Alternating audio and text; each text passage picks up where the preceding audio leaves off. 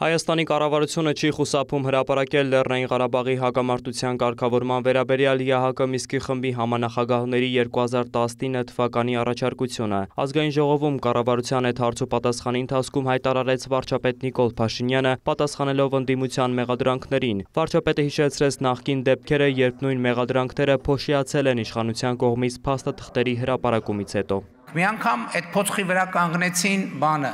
հուշագրերը չեն հրապարակում, հուշագրերը։ Այդ փոცხով մի հատ կանգնեցին, լավ փոცხի վրա։ Դրանից առաջ խաղաղության համաձայնագիրը, չեն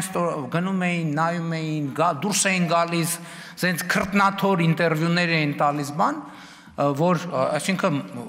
զարթնիր լաո, խաղաղության համաձայնագրի մեջ սարսափելի եւ այլն, խաղաղության համաձայնագիրը հիմա հրապարակված է։ Հիմա ձեզ թվում է, թե այդ 2019 թվականի այդ ձեր գովական առաջարկությունը չի հրապարակվելու։ Ձգում ենք, հանգիստ տեղավորվեք այդ փոცხի վրա, հանգիստ նորմալ տեղավորվեք այդ փոცხի վրա, որովհետև այդ փոცხը նույն տեղը բան անելու, վայրեջք կատարելու։ Վարչապետը ընդդիմադիր պատգամավորներից հետաքրքրվեց, եթե ամեն ինչ այնքան վատ է, որքան նրանք են ներկայացնում, այդ դեպքում ինչ գործ ունեն խորհրդարանում։ Բա դուրս եկեք հրապարակներ, կոչ արեք, հեղափոխություն արեք, բա ինչ եք եկել այս փափուկաթոռներին նստել եւ այդ փափուկաթոռներից բան եք անում։ Կանգնեք էլ չնստեք։ Գնացեք, ինչ գործ ունեք բա ստեղ։ Ինչ գործ ունեք ստեղ բա։ Այդ տեսակ որ սուտ եք ասում, բա որ այդ ամեն ինչը ճիշտ է, բա ուր են ձեր զանգվածները, ուրա ձեր հեղափոխությունը, ոսպես թողում եք համակերպվում եք դուք այդ ամեն ինչի հետ, համակերպվում եք այդ ամեն ինչի հետ, բա ամոթ չի, բա դաշնակ, բա այս ամեն ինչի հետ եկել նստել եք, գործուղնումների եք գնում, չգիտեմ ինչ եք անում, հա? Արմեն Գևորգյաններ են օրը ԵԽԽՎ-ում առանց գործուղման գնացել։ Մանուկյան, մենք էլ ենք իրար հետ գնացել։ Իր հաշվին գնացել ԵԽԽՎ։ Իրար հետ ենք եղել։ Բա որ այդքան սարսափած դու եկել եք ստեղ նստել, բա ուր են մասաները, Բաղրամյան պողոտայի մաղալները որտեղ են։ Տարեք դրեք։ Ընդդիմադիր Հայաստան խմբակցության պատգամավոր Արթուր Խաչատրյանի հարցինի պատասխան Փաշինյանը անդրադարձավ նաև Հայաստանի նախկին 3 նախագահների մեղադրանքներին, թե Նիկոլ Փաշինյանն է հրահրել 44-օրյա պատերազմը։ Փաստորեն 2018 թվի դրությամբ խաղաղություն է եղել։ Հայաստանում խաղաղություն է եղել 18 թվի, բայց թե խաղաղություն է եղել, ինչի են զինվորները զոհվում։ Ամեն տարի զոհվում, վիրավորվում։ Բայց թե խաղաղություն եղել, ինչի են դիվերսիաներ տեղի ունենում։ Ամեն տարի։ Հաջորդը մի հատ կարևոր կոմպոնենտ ավելացնեմ։ Ասում եմ, այո, այս հիբրիդային պայքար եւ պատերազմ տերմինը նոր է, մեզ թվում է, թե դա համակարգիչների բանի հետ է կապված։ Ես հարց եմ տալիս։ Ասում եմ, ժողովուրդ ջան, այն մեր հայրենասիրություն կոչվող հասկացությունը մեր գիտակցության մեջ ձևավորվել է այն գրքերի, ստեղծագործությունների, ֆիլմերի, նկարների վրա, որոնք ստեղծվել են խորհրդային գլավլիտի պայմաններում։ Մենք պետք է մեզ հարց տանք, այս ո՞նց է սենց ստացվում։ Ինչի է սենց ստացվում։ Եվ ես ասում եմ, այո, այդ ամեն ինչը եղել է հիբրիդային պատերազմ, որ Հայաստանը որպես պետություն երբեք գոյություն չունենա։ Վարչապետը հավելեց, Հայաստանն իրապես անկախացել է 2022 թվականին, երբ հասկացել է, որ ՀԱՊԿ-ն իր պարտավորությունները չի կատարել եւ պետք է ինքներս մեզ վրա հույս դնենք։ Հասկացանք, որ անվտանգության այն համակարգը, որ դուք իբր կառուցել էիք, որ մենք անվտանգության համակարգ ունենք, դա փուչիկ էր։ Դա ոչ մի բան էր, դա ընդհանրապես գործիք էր մեր պետության կայացումը թույլ չտալու համար։ Մեր պետության կայացումը թույլ չտալու համար։ Եվ ես ասել եմ, որ նորությունն է, նոր եմ ասել, 2021 կամ 22 թվին եմ ասել։ Ասա, ինչքան էլ դառը լինի, մենք պետք է առերեսվենք Ղարաբաղի հարցը մի շարք երկրների կողմից օգտագործվել է որպես թոք Հայաստանի շարժը եւ զարգացումը թույլ չտալու համար։ Դուք էլ եղել եք այդ թոքի թելերը։ Շարունակելով Հայաստանի անկախության եւ ինքնիշխանության թեման, վարչապետը խոսեց նաեւ Գյումրիի համայնքապետի հայտարարության մասին։ Վարդան Ղուկասյանը նշել էր, որ Հայաստանը պետք է միութենական պետության մեջ միավորվի Ռուսաստանի Դաշնության հետ։ Հայաստանի Հանրապետության ինքնիշխանության դեմ հայտարարություններ անողներին մենք պետք է ուղղակի դուրս շպրտենք քաղաքական եւ հանրային դաշտից։ Ինչպես քաղաքական մեթոդներով եւ բոլոր այն մեթոդներով, որոնք կարելի է կիրառելի է ժողովրդավարական երկրում, եւ ես համոզված եմ, որ դա տեղի կունենա, որովհետեւ ես կարծում եմ, որ ընտրությունների արդյունքների հետ կապված էլ մենք խնդիր ունենք, բայց էլ եմ ասում, մենք գիտենք, որ այնտեղ ընտրակաշառք է բաժանվել եւ դա էլի հարցը ես Եվրոպայի խորհրդում իմ ունեցած ելույթում եմ ասացի, որ սա ժողովրդավարական չափանիշներից, խնդիրներից մեկն է, եւ մենք պետք է մեխանիզմներ ունենանք հետագայում նման դեպքերը բացառելու համար, որ մարդիկ ընտրակաշառք բաժանելով այդպես եւ վերջում էլ ըստ էության թյուրիմացաբար դառնան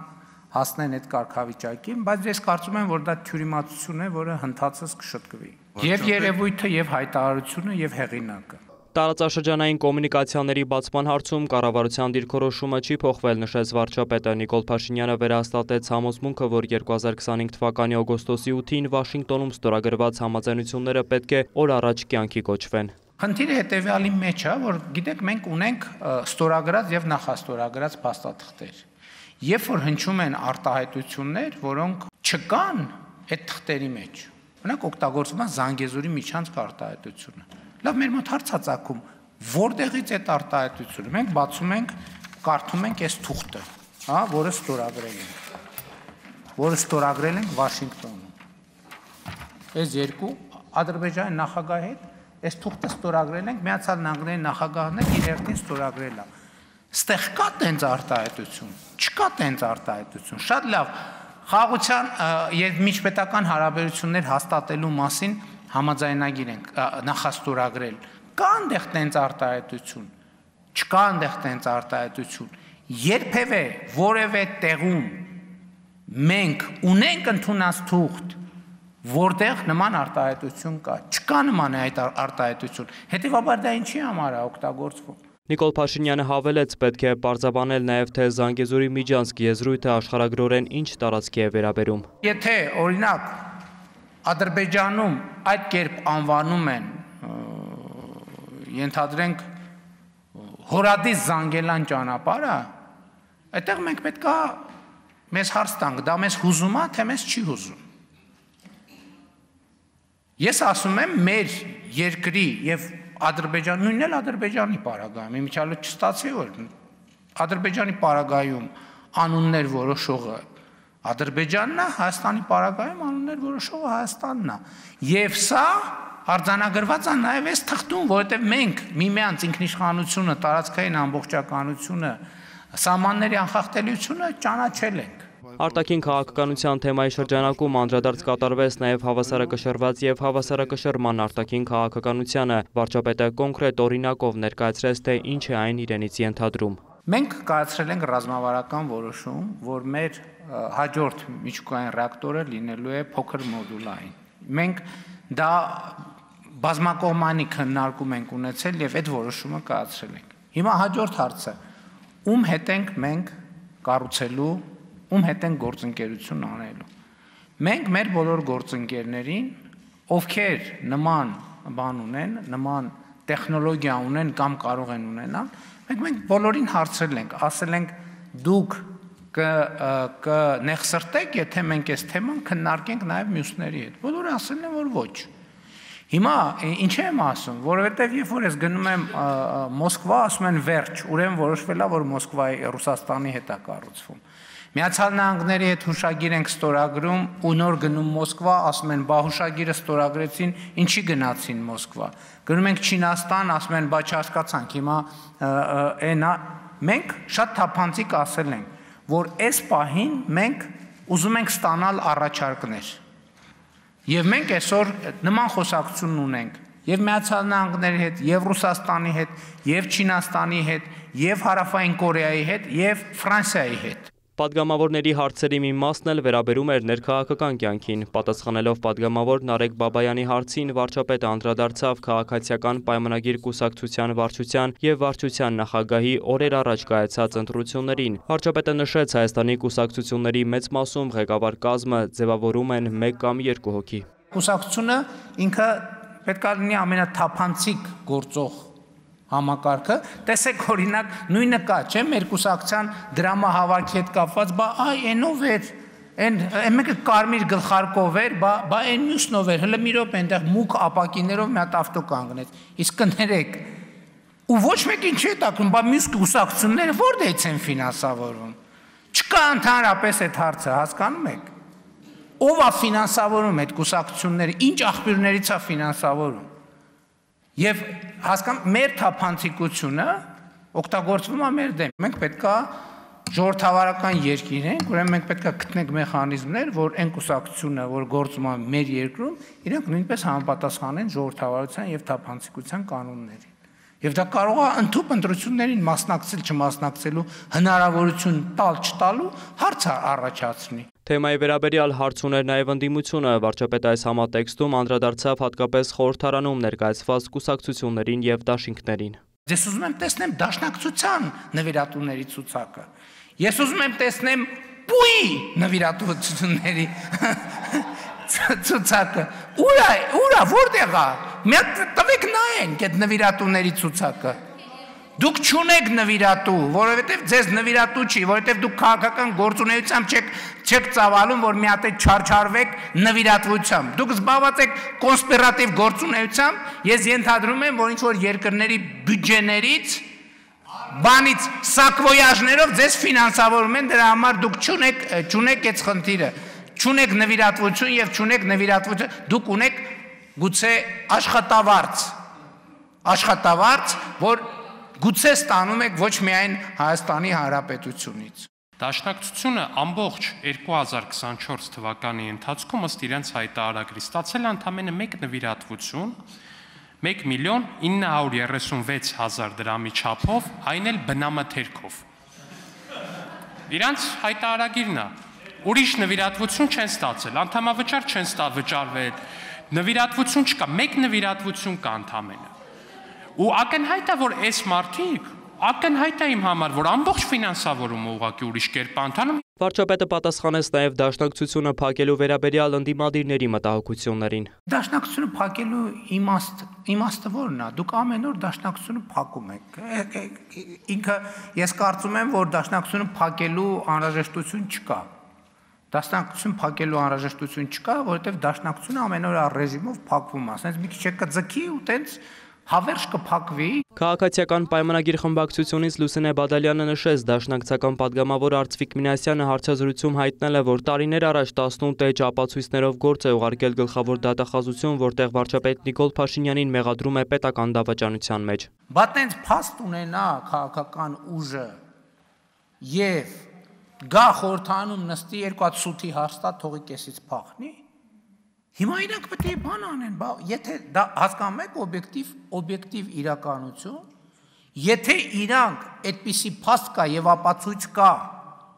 եւ հիմա իրանք իրանց բոլոր 74 գույքը չեն վաճառել, որպեսզի այդ ներդնեն հայրենիքի փրկության մեջ, ուրեմն իրանք դավաճան են։ Հայաստան խմբակցությունից Քրիստինե Վարդանյանը պնդեց, գործող իշխանության կառավարման ընթացքում ընդդիմադիր համայնքապետերը կամ հետապնդվում են, կամ սպանվում։ Վարչապետը հիշեցրեց նախկին իշխանությունների օրոք դաշնակցական Պողոս Պողոսյանի եւ Պրոշյանի դաշնակցական գյուղապետ Հրաչ Մուրադյանի սպանության դեպքերը։ Փարաքար համայնքի ղեկավարի ցավալի սպանությունը ըստ էության կատարողները առնվազն բացահայտված են եւ որևէ կասկած չունեմ, որ ամբողջական կբացահայտվի։ Պողոս Պողոսյանի գործը դատարանում է եւ լրատվությամբ հետևում եմ եւ ենթադրում եմ, որ դա էլ կբացահայտվի։ Վարամ Խորխորոնու սպանությունը բացահայտվում է։ Ենթադրում եմ իհարկե դատարանի վճիռ չկա, բայց եթե դատարանի վճռի հասնի, համենայն դեպս բոլոր նախադրյալները կան, որ գործը կգնա դատարան, դա էլ կբացահայտվի։ Համոզված եմ, մարտի 1-ի գործը բացահայտված է, մնում է, որ պատասխանատուները ենթարկվեն արժանի պատասխանատվության։ Մարտի 1-ի թեման շարունակելով վարչապետն անդրադարձավ Մարդու իրավունքների Եվրոպական դատարանի վճռին, որով արձանագրվել էր, որ 2008 թվականի մարտի 1-ի գործողությունների ընթացքում պետությունը խախտել է զոհվածների կյանքի իրավունքը, ինչպես նաև հետագայում չի իրականացրել արդյունավետ և լիարժեք քննություն զոհերի մահվան հանգամանքների վերաբերյալ։ Իմ տպավորությամբ, որ սենց գնանք, մի հատ է Մարդու իրավունքների Եվրոպական դատարանը կայացնելու որոշում, որ 2024 18, 19, 20, 21, 22, 23, 24, 25, 25 թվերին մարտի 1-ի գործով նորմալ դատավարություն չի արել։ Ինչ որ մարդիկ հավաքվել են, ջան ասել, ջան լսել, ձևական սիմուլյացիաներ արել ու թողել գնացել։ Մենք չենք կարող ասենց բան թույլ տանք, լավ հասկացանք, դատական համակարգը անկախ է, մենք խնդիր չունենք, էլի թող անկախ լինի։ Բայց էլի դրա պատասխանատվությունը ում վրա է քաղաքական։ Պետք է լրջանալ, չի կարելի սենց։ Եվ էլի եմ ասում, ես մեր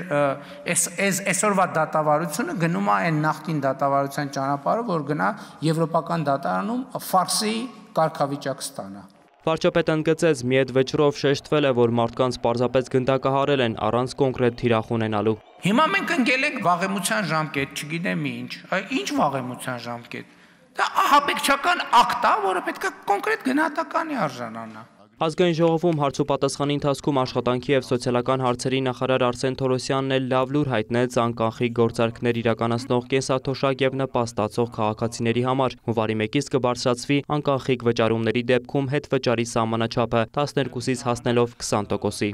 Վոլոդիա Մուշեղյան, Հովհաննես Քյոսեյան, լուրեր։